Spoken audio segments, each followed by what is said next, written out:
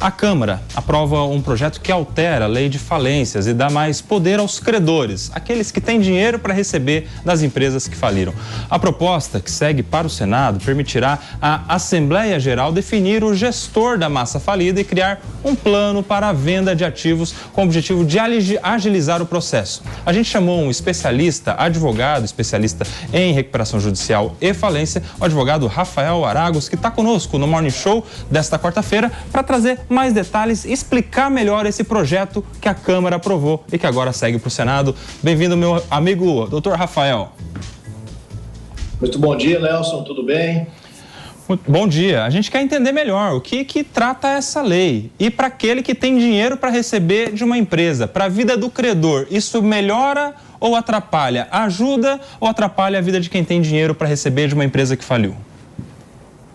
Nelson, eu costumo dizer que todo projeto de lei, aliás, toda legislação, ela tem coisas boas e coisas ruins, né? Então seria temerário dizer que esse projeto é ruim. Ele tem algumas coisas que eu acho muito interessantes, que dão efetividade aí para quem tem crédito a receber de uma massa falida, né? Ele traz alguns prazos que o administrador judicial tem que cumprir, ele traz uma espécie de cronograma, tem um detalhamento maior nesse projeto de lei, que não tem na atual legislação, é um pouco aberto esse procedimento a ser seguido, né? Então, eu acho bastante positivo essa regulamentação para aumentar a efetividade do recebimento desses créditos, né?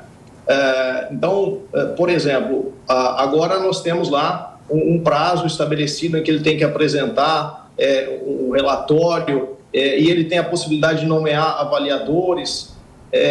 Agora, o que chamou bastante atenção e me causa uma certa preocupação nisso, Nelson, é a possibilidade de os credores nomearem esse administrador, né, esse gestor fiduciário, como a lei nomina, né? Por quê? Porque a gente sabe, né, que esses credores, né, os maiores credores, bancos, na verdade, eles têm maior influência sobre essas decisões. Então, o receio que eu tenho é de que esses credores com interesses muito particulares, eles possam influenciar de uma forma muito voraz na liquidação desse ativo, olhando simplesmente para o interesse individual deles, né? É claro que a lei fala que isso vai ser aprovado em assembleia, mas hoje isso é feito por um administrador nomeado pelo juiz, pela justiça, é o poder público que está fazendo isso. Sim. Colocar isso nas mãos dos credores me preocupa um pouco, né? Me traz uma certa preocupação. E uma outra preocupação que eu também tenho é a de que o Instituto da Falência ele fique muito interessante a ponto de afetar a preservação da empresa, né? Essa mesma lei, ela trata tanto da recuperação judicial como da falência. Aqui nós estamos falando de mudanças apenas no aspecto da falência. Sim. Mas o meu receio é o efeito colateral que pode surgir nas recuperações judiciais. Gerar um desinteresse dos credores em colaborarem com uma renegociação do passivo, né? De não haver a vontade necessária deles negociarem, facilitarem aí a composição.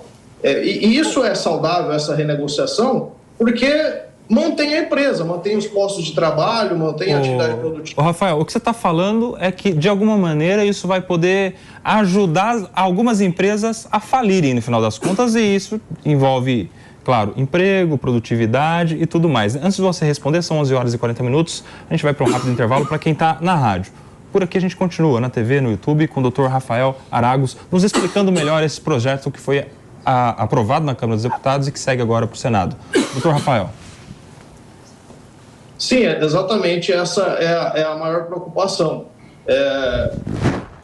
Inclusive, né, um dos princípios da lei é que exista uma colaboração por parte dos credores, né, para que eles ajudem, se estejam dispostos a negociar. A jurisprudência atualmente, ela vem acolhendo algo que se chama afastar os votos abusivos.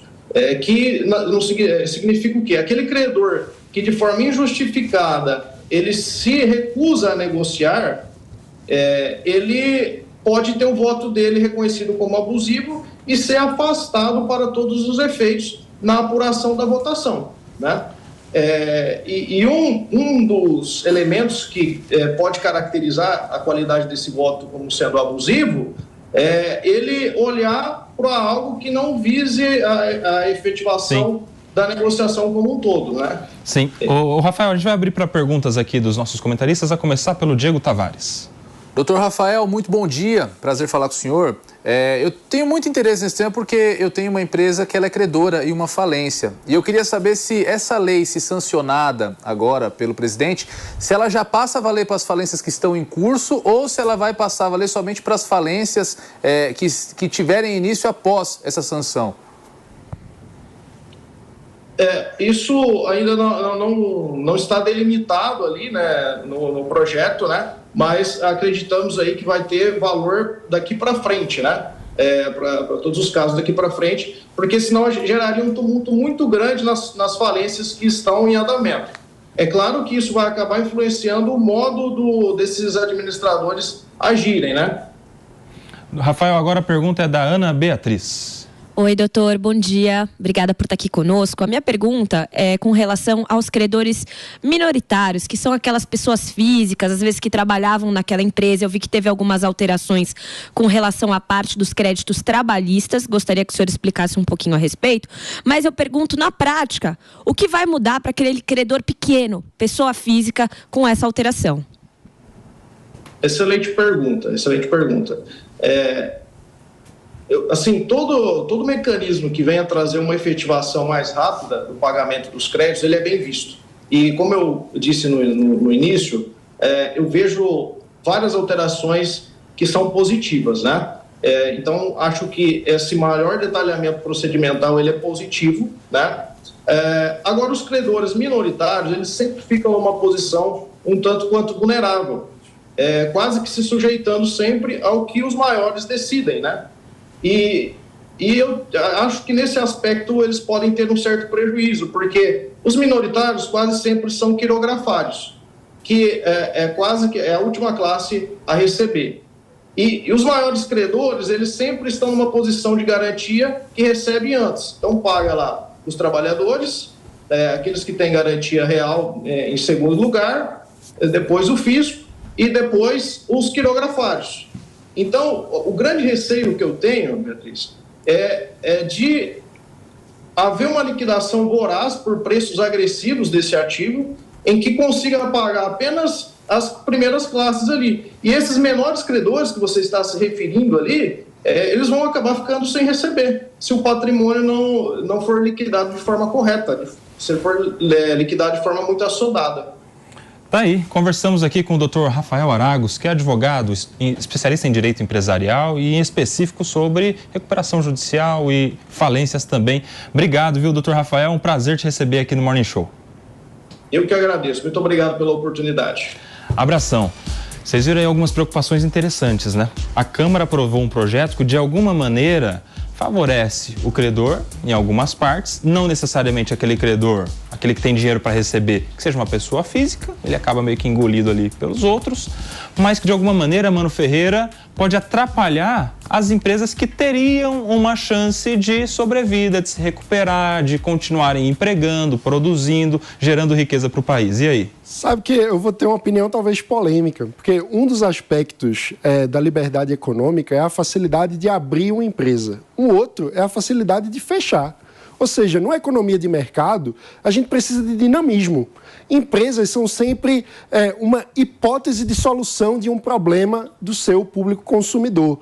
Como qualquer processo de experiência, vão ter empresas que resolvem bem o problema do seu público e vão ter empresas que não resolvem bem o problema do seu público. Então, ter essa premissa de que é natural que algumas empresas vão tentar uma hipótese e aquela hipótese não vai dar certo, ou seja, a empresa vai falir, é parte do processo da dinâmica de mercado. E no ranking Doing Business, o Brasil tem um péssimo desempenho no tempo de fechamento de uma empresa. E isso acaba dificultando a criação de outras, porque é algo que você põe na conta na hora de tentar uma inovação. Pô, eu acho que isso aqui pode aumentar a produtividade do meu setor, mas eu não tenho certeza. O que eu preciso fazer? Testar. O que é que acontece no mundo? Você abre uma empresa, testa, se deu errado, você fecha. No Brasil, você fica com um longo processo, caso a sua tentativa não dê certo. E, de modo geral, isso acaba diminuindo a produtividade da economia. Sabe o que eu acho que com esse projeto aí, ô Felipe Monteiro? Só quem ganha, e principalmente quem ganha, é o banco, que geralmente são os maiores credores dessas massas falidas. Essa é uma questão interessante. É um lobby do banco no Congresso, será? É isso? Essa é uma questão interessante, Koba. Realmente, nas grandes falências, né, os maiores credores são os bancos, né? No final das contas, quem tem mais poder sobre isso são as instituições financeiras. Agora, nas pequenas falências, né, aí eu acho que a regra muda um pouco. E aí tem um ponto que queria complementar o que o Mano falou, até concordo em termos com ele, né? É que, infelizmente, no capitalismo, em geral, a gente conta a história do vencedor. Não é? Aquela pessoa que fraqueja, aquela empresa que deu errado, a gente deixa de lado, né? Mas nos Estados Unidos, né, o empreendedor, para dar certo, ele fale 3 a 5 empresas. Exato. Ou seja, ele só deu certo aquela empresa dos Estados Unidos graças aos erros que eles cometeram no passado. Ou erro, ou questão da dinâmica da economia, né? Então, concordo com o Mano, como nós temos que resolver a questão da economia, criando mais facilidade para fechar e para abrir empresas. Infelizmente, a gente olha para o empresário que faliu no Brasil como alguém fracassado, mas não.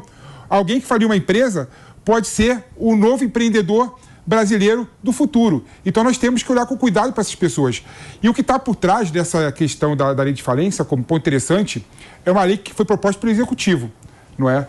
Quem propôs foi o governo brasileiro, com uma ideia de que o grande problema dos juros altos no Brasil, de certa forma, é a dificuldade que os credores têm de conseguir reaver as dívidas com o devedor.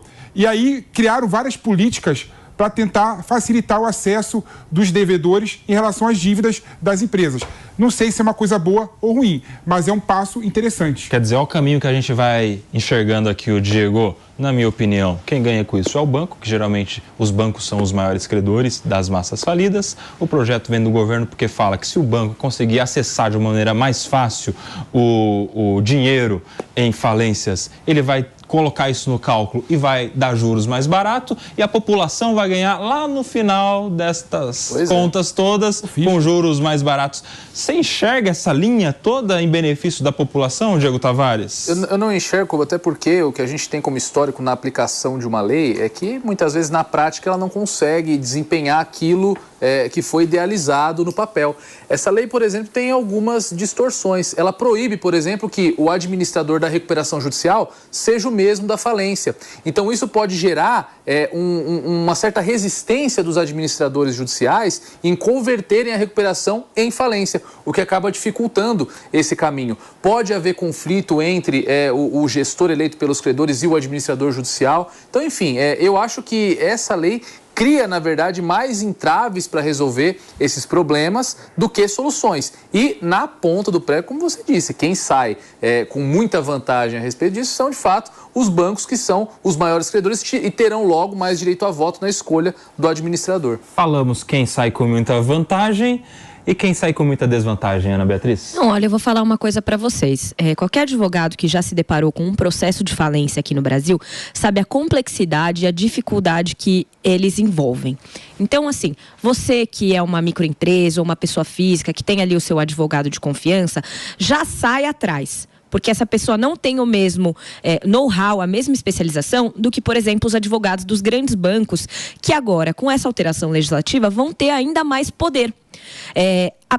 A pessoa física, o microempreendedor, essa pessoa que está lá no final da lista de pagamentos, agora, mais do que nunca, vai ter dificuldade para ser ouvido dentro desse processo de falência, embora muito provavelmente o dinheiro que ele tem a receber significa muito mais para ele do que as quantias milionárias e bilionárias dos bancos. E para conseguir reaver aquilo, o doutor comentou conosco e ele tem razão. Existe uma facilitação para a venda dos ativos dessa empresa para fazer dinheiro para que a empresa consiga pagar os seus credores. Só que pela ordem, pode ser que essa venda seja prematura, pode ser que essa venda seja feita por valor abaixo do esperado, e isso tudo, infelizmente, vai levar com que aquela pessoa que está lá no final da fila não receba nada.